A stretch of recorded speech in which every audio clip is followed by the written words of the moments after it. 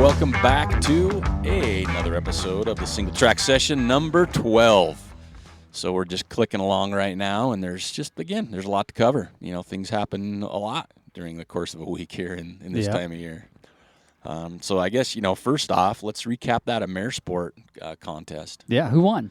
The winner on that was Kim Givler. All right, Kim congratulations. So what we did is we took some of our favorite comments or answers, which was dang near all of them. Oh, yeah, they were great ones. There were some awesome ones, and threw them into a hat. Yep. Twirled them around and just picked a name. That's the best way to do it. So that's the best way we know how to do it. That way we're not biased. It's not, and then me and Jill probably couldn't agreed on our favorite ones anyway because there's right. so many good ones anyhow. So Kim Givler, make sure you email me at manners@trailmanners.com. Give us your address so we can get you your sweet Suunto Ambit3 Vertical in the mail so you can test that out and get that going. Yeah, make sure you take a picture and send it to us as you're using it. That's right. Tag us. That's right. Let us see it in action. Right on. Get that vert going. And then then we wound down with the book contest and the other ones. So all those prizes are on their way. Right People on. Reached out. We got those going, but we have a contest going right now. Yep. And that's for the Tommy Barlow episode we just had. Right. Which was fantastic.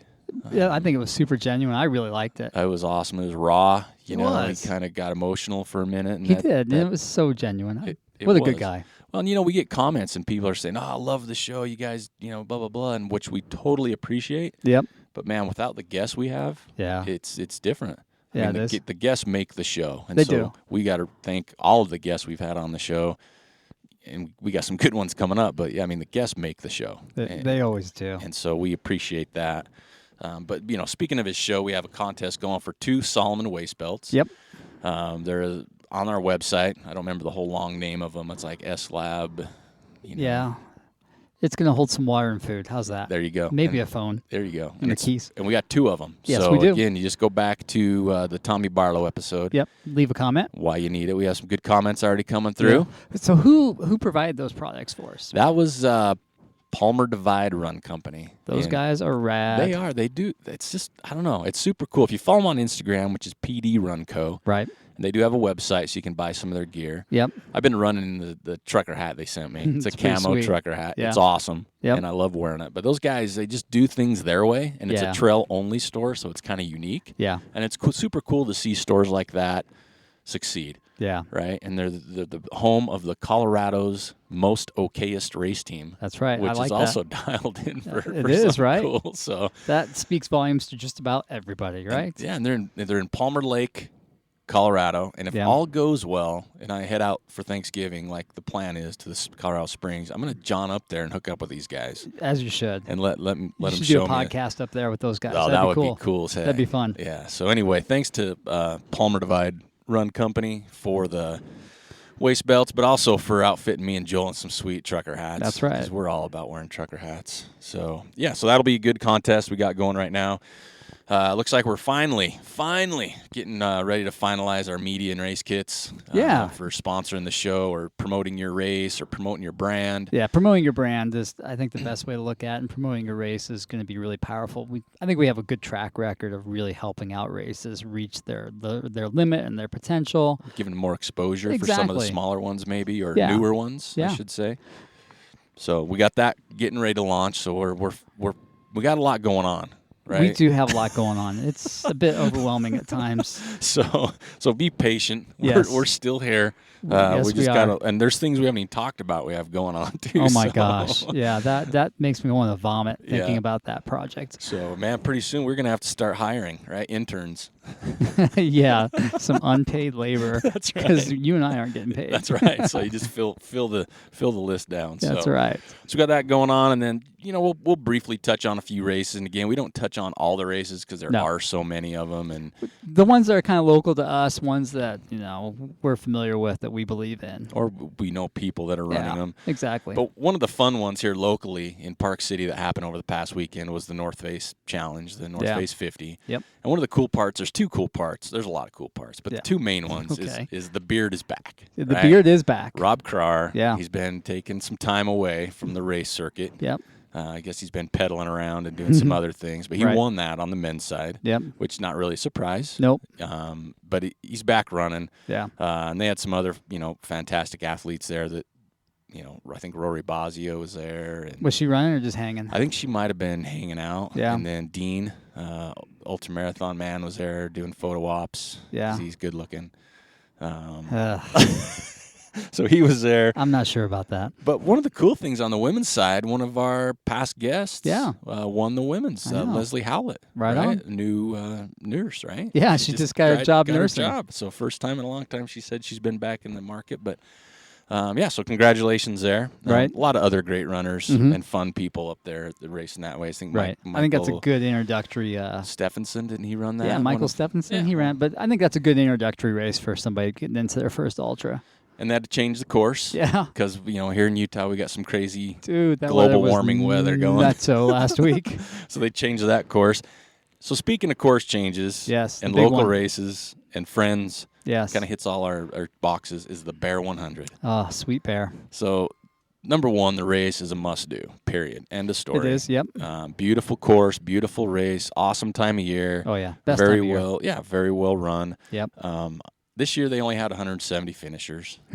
Out of like 350. Something like that. But that course, they changed the course like just days before the race. And they had to. Yeah, it was a good call. Yeah. And I tip my hat to the race directors and everybody involved in that. Because they like mad. Crazy. But the best thing they did, though, is the communication.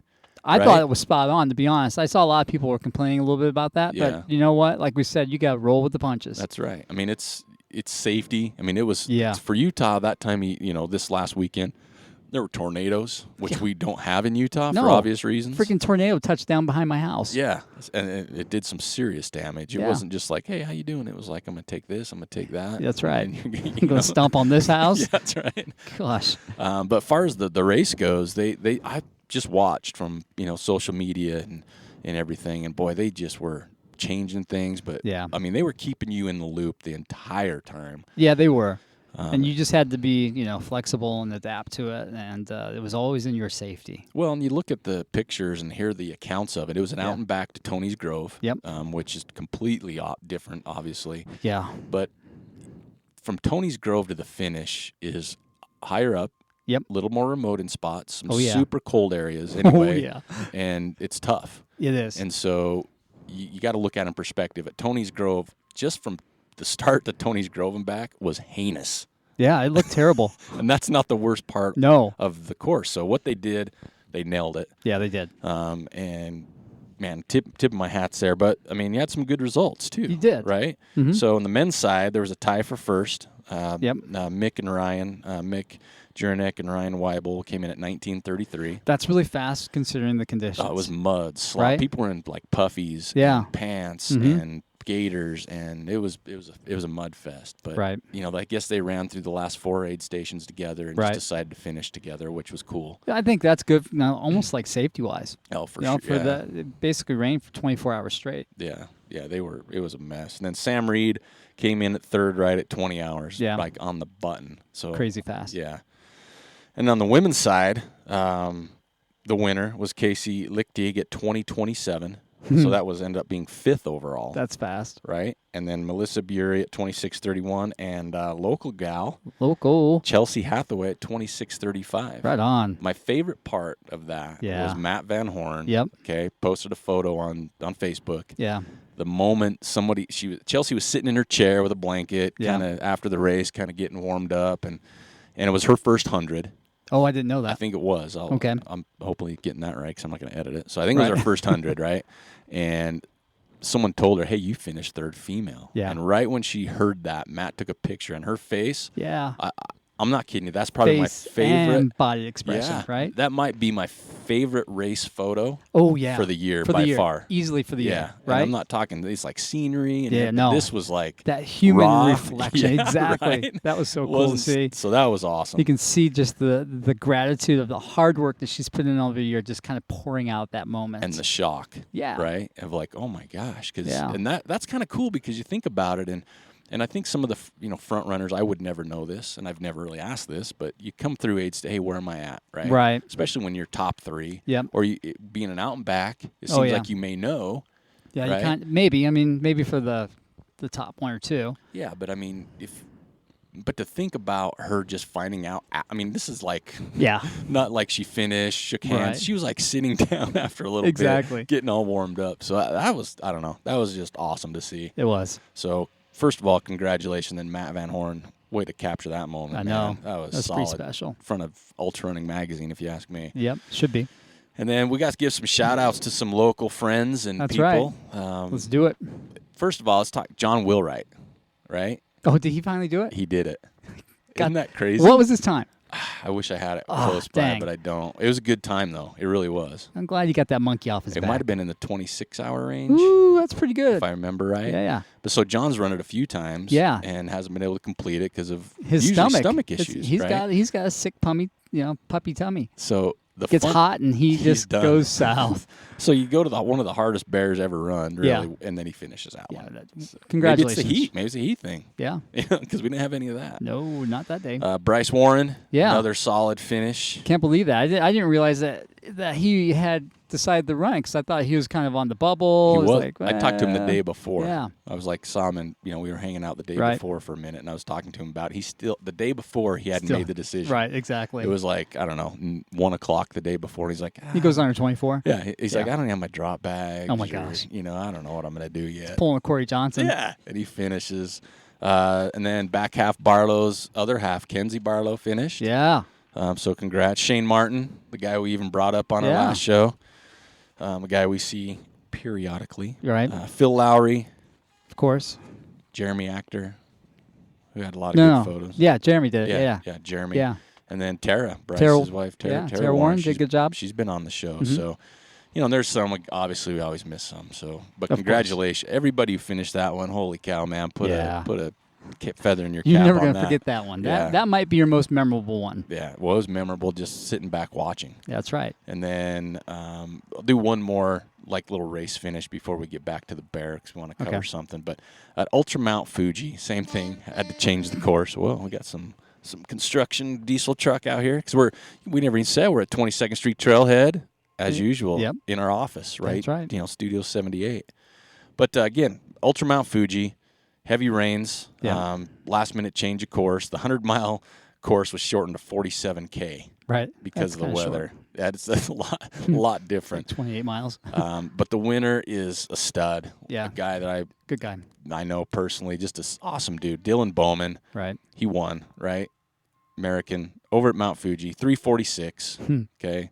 That's fast. So he won that one. It was followed by UTMB winner, Professor X. Remember him? Yeah. Yeah, because I Savior. can't say his name very well. Mm-hmm. And then Tomonaro Onitsuka. can't believe that's you what you're tried getting. that. Hey man, That was good. I'm getting bold. So that was on the men's side, and then the women's side, Yuko Kamoi, Yeah. Corey Niwa, and Some local girls. Yeah, another lady from China that has X's and Y's. I'm sorry, I'm not very good, and I don't want to slaughter names. But Yeah. anyway, that was mainly about just saying congrats to Dylan. 'Cause he's a There good you go. guy. So let's go back to the bear, Okay. Let's do it. because I know you shot me a text this week right after the bear. Yep. And said, hey, did you read this post on Facebook? Yeah. And I was like, not yet. I'm going to find it. And it was long. So It was long. It took me a minute. So the Bear 100, let's talk about it because it's something we brought up on the show. We've brought up several times. And it's something we're very animate, passionate about. Yeah. Want people to get on board. And we're going to have some guests on the show in the future that can help address some of this stuff. I hope so. But let's talk about it, Joe. Why don't you kick us off on what we'll call this the rant? Sure. I think, what was it, a day or two after, as all the love was coming in for the bear, one post came in on the bear Facebook page. Mhm. And it was from one of the volunteers, one of the aid station captains who's been doing it for years. And he posted a video. And so I didn't read it at first. I started watching the video. And you immediately, if you've run a 100-miler or if you've done a whole bunch of ultras, you immediately notice something's wrong when you see the video. There's trash everywhere at the aid station. Everywhere. And I'm not saying just a couple of things. I mean everywhere. And you get this sinking feeling. You're like, I think I know where this is going. Mm-hmm. And then so I stopped the video and I went and I read the post. And the post is long, but it's eloquent, it's well thought out, Yeah. and it's very thoughtful. Basically what he's saying is, you guys dropped the ball. Mm-hmm. you trashed the aid station. You thought you were entitled to special treatment. Your crew came in here, overran the aid stations. They weren't respectful of the volunteers, and basically we need to step up as a community. And it was shameful. It was. It really was. And my heart goes out to him because he spends hundreds of extra dollars out of his pocket every year to help you racers, and you guys treat him like that. Well, and he said something like 50 hours. Yeah. Of his, and the thing, he doesn't know any ultra runners. He doesn't have a horse in the game. Right. He's not family member. He did it because he thought it'd be fun, and his family likes to help out and volunteer. That's what they did. And back to Joel's point is, even this year, like we talked about the bear, it was just a mud fest. It was. So it's not just garbage, but I mean, it's like caked underneath a mud pile. And the other thing that was brought up is there was some damaged equipment, some heaters. Yep. People knocking stuff over and leaving it, and that's his personal property that he brings up. Yeah. But to Joel's point is, this gentleman, this guy couldn't have worded things any better. It wasn't like he attacked or being so gracious, resentful and gracious, but he's like, we don't want to do this in the future. Yeah. We had blankets in the mud, trampled on, that were personal blankets. And he even said, I always expect my blankets to come back dirty. Yeah. Because that's just the nature of it.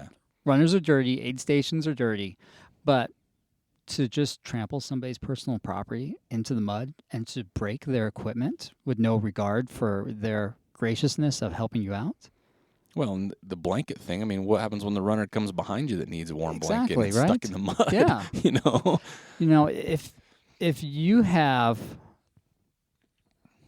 the strength and the mental capacity to get to that aid station, then you have the ability to take your trash and throw it away. You can get out of your chair and you can walk several feet and throw it away.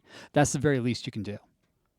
And I think it's shameful if you can't do that. Maybe you shouldn't be doing this if you can't adhere to those basic decencies that our sport is known for. Well, not only that, he had those orange Home Depot pails, the buckets, sitting next to chairs. Right. For you to put you could sit in your chair, take your broth, and just drop the cup in next to you. And I understand when, late in the game, you're tired, you're cold, and especially this year, you're so cold. I understand that.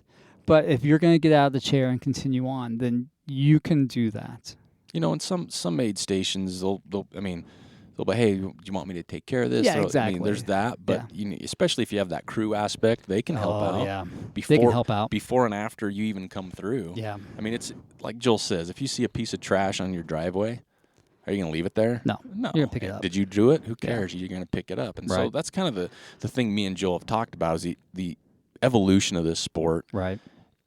It's growing, right? And you're getting people that come in that may not have the background of some others, that came on early on, or maybe not know etiquette-wise, but there's basic human principles involved. Exactly, right. Garbage. Yeah. That's not ultra running. It's not road running. It's just garbage, right? I mean, pick it up. But it was sad to see, and it was really great to see a lot of the comments underneath. Man. So many people we're so sorry. We loved it when you guys were there.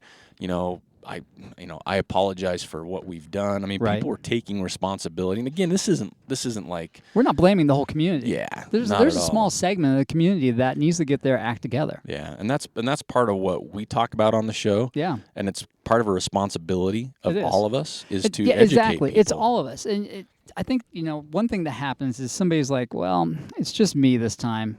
It's no big deal. Yep. Well, then you got freaking 50 or 60 other people saying the same thing. That's no big deal. It's just one person doing it. It adds up so quickly in that environment.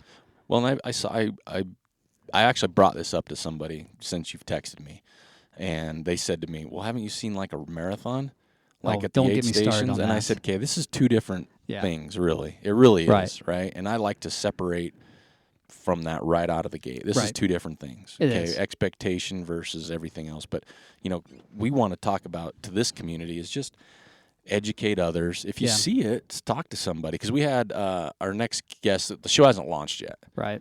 We were sitting there talking to him about running up here on our trail system, and he says, "Yeah, I sat and watched a lady with like an Arrowhead water bottle, Yeah. you know, whatever those are. And she drank it all, and she threw it on the ground in the Right. trails, on the mountains. He goes, Yeah. I ran by, I picked it up and handed it to her. Says, "Oh, Yeah. you dropped this." Exactly. That was right? awesome. That's awesome. But Yeah. it's a matter of just telling people, hey, you're not above. No, you need You to take know, responsibility. Yeah, it's the bottle itself, I promise you, was lighter Yeah. than it was when you picked it up and brought it on the mountain with you. I know it's burdensome to carry that really heavy water bottle that's empty now. But just because it doesn't serve its purpose to you anymore, Right. because it's empty, doesn't mean it's You're not your entitled to do that. responsibility. Correct. You're not entitled. I think one of the other things, like you said, you know, it's our responsibility to educate not only, you know, fellow runners that are getting into it, but also, you know, if you're going to do a 100-miler, you got to talk to your crew. Mhm. Your crew should never hinder an aid station. Yep. If you're waiting on your runner, you need to chill out and get out of that aid station. Or if you have the experience, you step in, you ask somebody, can I help? Can I help? Yep. Because you and I did that a couple of years ago when we were helping Misty at the Bear. Mm-hmm. She came in a bad spot. She was going to need at least an hour at an aid station to collect herself before she went. Well, I was there.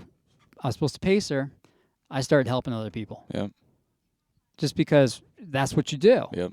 You help people get their food. You help them get their drop bags. You make sure they're okay. You help clean up. That's what's expected from this community. And you guys got to step up. That's the bottom line. You know, and with the whole crew in the aid station, I mean, we've talked about it on the show at Western States, crews are not Yeah. allowed in the aid And station. maybe that's what we need to go to. You'd really, to be I mean, honest. well, Because, I mean, think about think about the people that are getting into it now. They're bringing 10 people mm-hmm. along. They think this is a damn spectator sport. Yeah. Well, I mean, you can sit along the side of the trail. You Absolutely. Can, but like Joel's saying is like, stay out of the aid station. Stay out of the aid station. Set up your chair outside the aid Yeah. station. You know, if you have to, get out of the way. But yeah, at Western, they have a lot of volunteers. I mean, that could be a different thing. They've got like 2 to 3 volunteers per runner. Yeah, exactly. It's, you know, I mean, when they come through, not over Right. the whole race. But so some of these aid stations are more remote. They may only have 2 or 3 type, you know, people. Right. But stay out of the aid station unless you're there for a purpose. It's not because even when I ran Wasatch or Right. just paced gym at Wasatch, some of those aid stations, same exact thing. Yeah. You know, Brighton was super bad. It's a small area. Yeah. They're gonna have to do something about that. I couldn't get Jim. I can't remember. We wanted some eggs or something. I couldn't Right. even get to the table, and it wasn't because people are waiting in line. People are just standing there. Yeah, just milling about. Just milling about. You know, I don't even know what half of them were doing. They weren't with a runner. They might Right. have been waiting. Or might the be waiting runner on a left. runner. You know. But I mean, this is getting to the point now where it just needs to be addressed a little bit more. it does. And it's Have not common decency. And again, we're not blaming the whole community. It's obviously not that, but at the same time, we're challenging the community to step Exactly. up Rise and help up. out and Be better. educate people. Whether it's your group run, you know, whether you see it in an ultra, whether you've experienced it, or whether you're even a part of it. Maybe Right. step back for a second and think about it because you may not What's your even be impact? aware. It's like, hold Exactly. on, wait a minute, Yeah. because we talked about it, Hard Rock. Oh, you know, yeah, they that's dropped gonna be a they big dropped problem. the entrant by 7 runners, and everybody's Yeah. like, what does that matter? Well, But like Joel just mentioned, 7 times, like maybe 4. We Yep. get 28 people in that environment. That's significant. it is, And year after year, that just adds up to impacting the environment. And I know that's, you know, Hard Rock's different because it's a fragile, yeah. you know, environment. But even talking aid stations, Yes. you're getting that many more people in Exactly. there. And don't look at a volunteer like, well, they're volunteering. That's their job. No, it's not It's their not job. their job. You know, they're cooking broth. They're Yeah. cutting watermelon. They're filling bottles. They're Yeah. trying to help you. They're trying to help a runner. Yeah, they're not there to help Achieve you a goal. pick up garbage. And we've Right. both helped out and Oh, volunteered, yeah. and we've I've picked been up an aid trash. station captain before. Yeah, and we've picked up trash. It's not like the Yeah. end of the world, but No. when you combine that by X amount of people, Right. when you add all these variables, Yep. right? The mud, the blankets, the people, The cold, the kicking rain. over. Yeah, I mean, you got to just step back for a minute and just take a moment, survey it over. Right. It's okay to not be inside the aid station, Yeah. right? And I know it's convenient because sometimes they do have a heater and it's cold. Oh, man, if you're cold, go in there and get warm. Yeah, Be safe. but don't just be a crew member and show up 2 hours early and just go stand by the heater. And then, right? like, eat food. Yeah, right. That's and not leave your acceptable. garbage and Yeah. take up space. So Exactly. So again, we just, you know, it is kind of a rant, and it's not It something is. we necessarily do a lot on the show, but it's that important. Right. Because It really is. that aid station, this gentleman and his family Right. put on a hell of an aid. They cook right. grilled cheese. They Oh, cook. man. They do it right, and Yeah. a lot of it comes out of their own pocket. Yeah. And so if we lose someone like that in a Right. race like the Bear, because it's not, in history 5+ years ago, Yeah. there were some problems at aid stations Right, at the just Bear. not having enough supplies, not having enough food to Not having support enough- the runners. and not having enough people. Exactly. So now we have an aid station that is well prepared. That it's stocked. They have enough food. They have enough manpower, and it's gone. Yeah. So, and this isn't. We might be talking about the Bear, but I guarantee this is happening everywhere. Absolutely, Right. it is. I mean, there's there's races. You go back to everywhere. Wasatch at Lambs. There was very specific rules at Lambs, and they kept getting broken over and over and over again. And the aid station volunteers had to be enforcers instead of volunteers for the runners at that point, and that's not good. Yeah, it's not, And it's just going to get worse, I think, and it's until gonna- somebody actually puts their foot down and starts kicking people out of races. well, and it jeopardizes races. exactly. It jeopardizes aid stations, Yep. and it jeopardizes things for the runners. Yep. This is, crews and pacers, and that's separate, right? These 100-milers, 50-milers, half marathons, 5Ks, they're there for one purpose, really. Yeah. They're for the runner, right? Yeah. There's some causes or whatever, Absolutely. but they're there for the runner. People Yep. don't run 100 miles just because they got nothing better to do. Corey Reese. Yeah, he might. Yeah. Oh, so he can eat more Hostess donuts. Yep. Or Little Debbie's Little Debbie's. or whatever he likes. Yeah. But they're races. They're running they're races. They're not crew experiences. Right. But But it is. But on the flip side, I understand that crewing is special. for sure, absolutely. It's so rewarding to help somebody, but it's gone beyond that, where you're starting to involve extended family members, and it becomes this other experience. Well, and it's getting to be where it's too many. It is, and that's what Right. I'm saying. It's too many. A handful of people, that's fine. But when you got 10 or 15 or 20 people, the Hitting environment, every aid station. the environment cannot sustain that. Well, there were comments about Wasatch when they started to, before the race, and like, okay, we're changing this, and they Yeah. can't go here. And people are like, where are my crew supposed to see me? Well, Well, it's unfortunately Yeah. at the end of the day. I mean, again, hey, I've got crew when I run hundreds. I love seeing my family, my Yeah. wife, my kids. It helps me, right? Right. But at the end of the day, how many aid stations do I hit without them too? lot. So it's not just my crew can't. I mean, I don't say who cares, but if your crew can't access you, you still have to run the race. If you Yeah, you can't sure run do. the race without a crew, you may have to rethink you should be in this race. I think so. Because at the end of the day, there are volunteers They're and there there are to help drop you. bags. Yep. Right. So what do you need your crew for? Like Right. for real? Yeah, I mean, if they're dropping off a pacer, that's fine. If they're there for mental, if they're bringing you like some specific food, that's fine.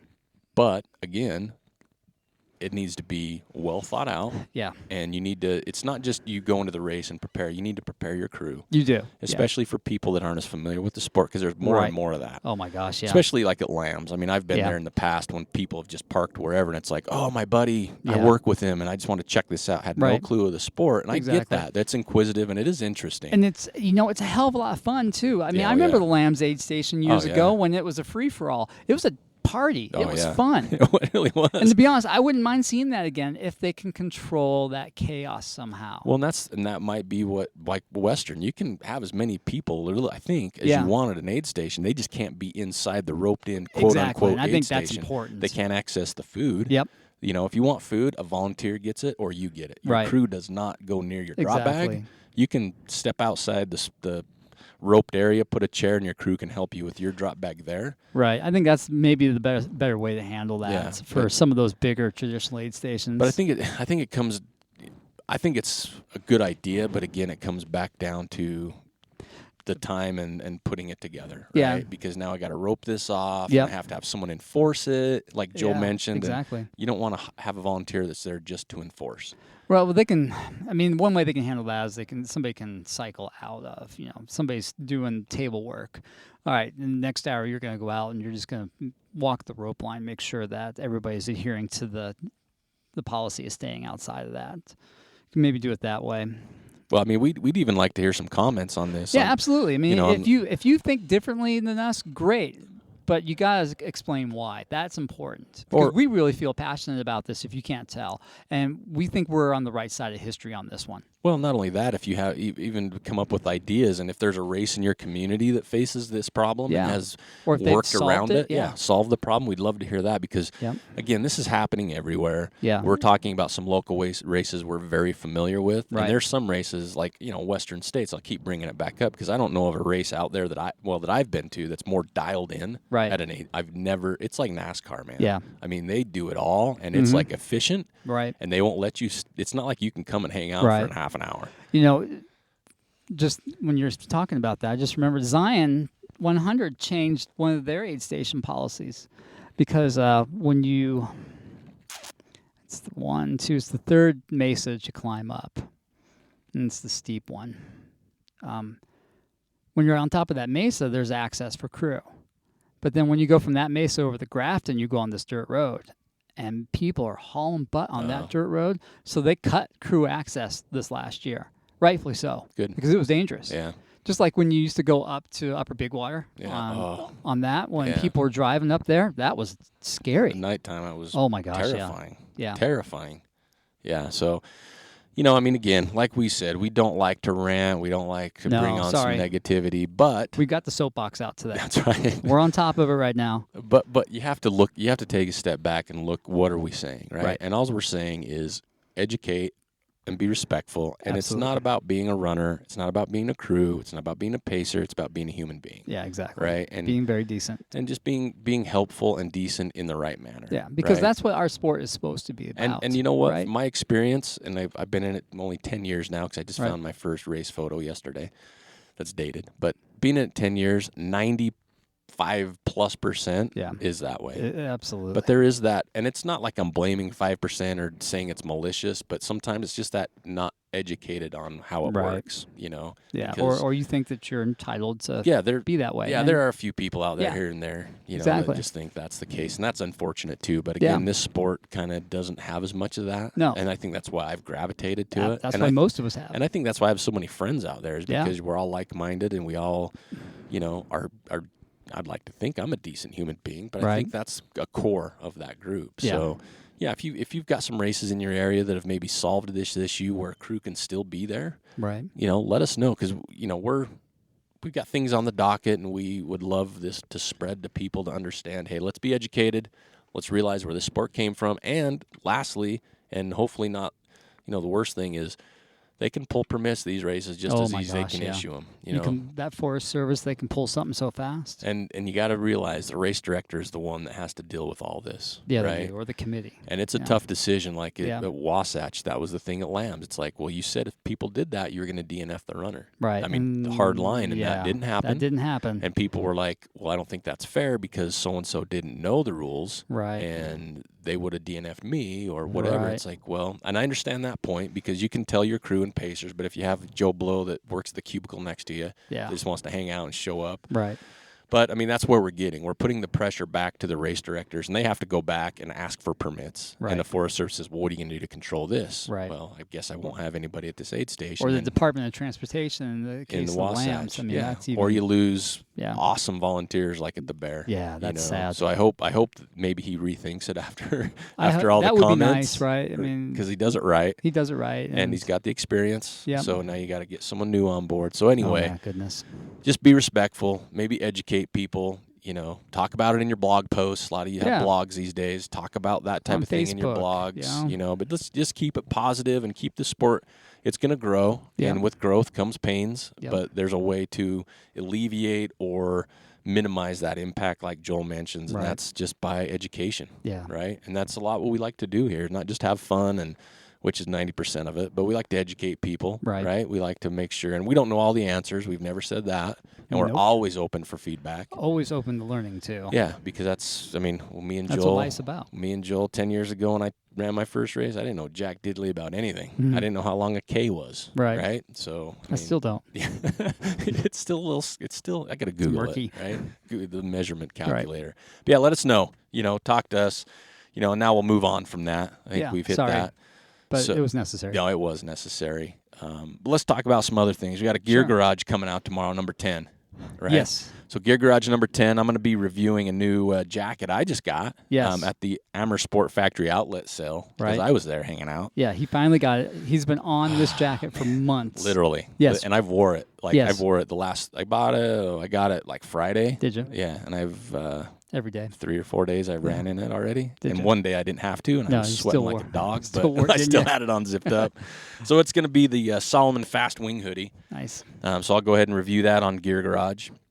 Then we got again, we're always looking for races. Me and Joe before the show sat down and kind of talked about our race schedule tentatively for next year, which still is completely up in the air. Yeah, non-committal right now. Yeah, but fees are going up, lotteries are happening, races are filling, so we got to jump on that. So let us know some more races. We had a great one from Amy. Yeah. She went on our website and talked about a race up in Portland. And I kind of feel guilty saying the race just because she was nervous about it filling up. But it was, I think, Tillamook Burns 50. Boy, the pictures looked amazing. Are you kidding me? Yeah. I mean, I lived in Portland, and so I'm familiar with the area. But the photos, get out. I know. I mean, they were insane. That single track, Yeah. That looked amazing. So if you're looking for a race, that could be one in the port. I think it's in April. I think it's in April. And it's on my radar. Let's just put it that way for sure. I mean, April's a really up in the air for me. There's like 5 races I'm looking at. Right. But so people out there, I'm really looking for something in February. Like nothing super long because I just want to keep motivated through the winter. Right. March, maybe, but I think I'm going to be right at the Buffalo Run. Yeah, because I think love so that too. race. It's local. There's no travel. At least, helping out at the very minimum helping out.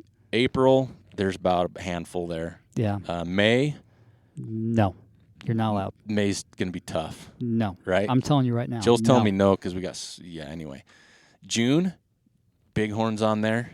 That's want to do. Mm-hmm. But June wouldn't be bad. July, I think I've nailed July. I think so too. I think we both got that nailed down. Birthday weekend for me. So that's right. Yeah, so that's the Beaverhead. Beaverhead, yeah. Beaverhead. It's July 8th, and I can't help but be drawn to that sucker. Boy, Salmon, Idaho area, right? Looks really rad. August, our good friend Ty Draney. Vaquero Loco. Vaquero Loco. This will be my 5th year, so that's a no-brainer. Yeah. Right? Let's get that sweet belt buckle. I'm not going to rest. What's a good August is to do Vaquero and then follow it up with one of the local marathons that we have. Oh, like the Skyline Marathon or the Mid-Mountain Marathon. Well, that's a great way to prep for the bear. I kind of want to do like the Teton Cirque in August. Well, I do too. I mean, that's always... Yeah, don't get me started on that. Yeah, so there's that. And then September, I'm not going to say what Joel mentioned before the show. No, you're not allowed to. But that's between you and me. Yeah, but it actually got me thinking too. So that sucks because I hate you now. But that's actually a very, very... we're young. We have to do it. We're not getting younger. Let's put it that way. No. So we got that. I got called out for being old again the other day. Yeah, it's gonna. You know who you are. Yeah. So that's September, October. I really want to go to the Oregon Coast 50K or 30K. I want to do that race because I want to do some races I haven't done. Right. Plus some we have that we like. Sure. So keep those coming in. If you got some winners for us. Next week's show. Mm-hmm. I think it's number 54. Yeah, we got the Wasatch 100 men's winner. Yep. Local boy, which is even better for us, right? Yeah, Studio 78. It was so easy. You just roll up the 22nd Street trailhead. And he's running over on the trail. So that's Trevor Fuchs. Yep. So he sat in Studio 78 with us, so we'll have that show launching. Yep. What else we got? Let's talk about some gear. First of all, a shout out to Eric Palmer. I think he's in Michigan. He just ordered himself a hat and a shirt. Thanks, Eric. So thanks, Eric. We absolutely appreciate that, and it is on its way. And then we do have more tech tees. Oh, and he bought one of the yellow tech tees. By Those the are way. the best. They had one. We have one left in Did medium, nice. But I think I might have printed a couple more. Okay. We have some tech tees at the print right now. Variable colors. They'll be coming out hopefully in a week. We'll get those on. Those will probably go quick because they are very cheap price-wise. Right. We also have our pre-sale for the beanies until October 5th. Right. Right. We're only ordering 50, folks. Yeah. This is a limited edition 50. Yeah. Okay. So get it. So get on that. Right. It's a good deal. Mm-hmm. I know it's still warm. Right. Yeah. So I understand that hesitation. Hey, we're planners around here. We are because it takes time for us to get them. It does. And you know what? I just don't want you to be that person. I don't want you to be 51. Oh, I know, because right? that would suck. Yeah. Right. It's like Limited well, edition. This sorry. might be the only run we make this year of beanies. It probably will be. To be I think honest so, with you, yeah. because we got other things on the dock. So don't Sure forget do. to go online, pre-order your beanie. You're Yep. gonna get it no matter what. Yep. But again, it's limited edition. So go grab that because the weather's gonna sneak up on you, Mm-hmm. and literally don't be left out in the cold. Okay. What other thing we got coming up? We got some sweatshirts. Got some hoodies. Yep, we got some hoodies coming out Yep. with a cool design on the front. Yep. A little bit different than what's online right now. Exactly. So Joel's going to get that posted. It's just a pre-order of that. Yeah. It's going to be a sweet. We've got a hoodie already, right? Yeah, The we've same been hoodie. rocking Eric and I have been rocking a hoodie all summer. Yeah. Kind of teasing people. Yeah. They're like, where can we get one of those? Well, sorry, this And is the only ones on the planet There's right like now. a few. 3 Yeah. or 4. But we're going to do a pre-order of those. Right. The sizing on them Unisex. is unisex, but they are. I'm not going to say they're slim fit. I'd say they're semi-formed. They're not like huge baggy No, definitely like not. that, but they're not like super. No. Look at me, I'm ripped, and they're spandex, right? Are these the same ones that you and I have? Yeah, they are. Okay, they don't shrink. Yeah, I don't think so. Mine hasn't. mine didn't either, but I Yeah. didn't full on hardcore dry it. Yeah, I usually don't do that either. But those are going to be on here quick, right? they And will. we're going to do a pre-order on those. Yeah, no limit on that either, though. Yeah. You know, it's just, well, there'll be a time limit, obviously, and we'll try to get those out. What do you think, before Thanksgiving? Oh, for sure, because It's the a turn local time on company. that's like 7 to 10 days. Oh, okay. Yeah, Perfect. That's through the Sign Garage Yeah. down on 25th Street in Ogden. They're hooking us up with those. Right. Well, helping us out, I should say. What else we have? Oh, we're tossing around. I just found a great group. So because we had some requests for some gear, and it's something that's been heavy on my radar because I love wearing them as like those buffs. Right. So we're looking at having a design made up for that. Do some pre-orders. Great prices on those, custom, which are super cool. Again, perfect for year-round, winter and summer, fall, spring, everything. So I think that's what we have I think so, too. right there. Boy, I think that's it. We have I think so. Like I said, we've got a few things on the list that we're working on that hopefully we'll be able to announce here, within the next week or two, which will be really fun for us and hopefully the community as well as all the listeners. Right. But again, we've appreciated everybody going on to iTunes. We got a few more reviews, which we Definitely. appreciate. That helps. Social media, keep that cranking for us. Right. Like, follow, tag. If you're going to tag on Instagram, do the @ or tag us in the photo. It's so much Right. easier for me than looking for hashtags. Yeah, it So I got to is. search those. And we've got some really cool stuff coming through. I just get a kick out of it, man. Right. To see where the gear is or just cool things you're doing. Right. Michelle Barton out in California has hit us a few times, and she's got some killer photos. Does she? Right? Right on. So keep those coming. And just thank you so much for all your support. Yeah, thank you. We can't tell you how much we appreciate it. Again, we're here for you. We want to, make things better for the run community. That's why we're here. So Yeah. we got some great guests lined up coming up in the future. Don't forget to check out Gear Garage tomorrow as well as Trevor's show on Tuesday. And, man, order those beanies. That's right. They're going to go. They're I gonna promise you they're going to flying go off the fast. shelf. Right? 50. And we're almost end of pre-order. I know. So, Joel, awesome Yep. day out. I think so. I'm going to try to go for a run. Yeah, if I could shake this head, chest thing got rocking, then I would too, but I'm out for today. So, anyway, thanks for listening to the show. This is Singletrack Session number 12, and we are at 22nd Street Trailhead, Studio 78. We're out.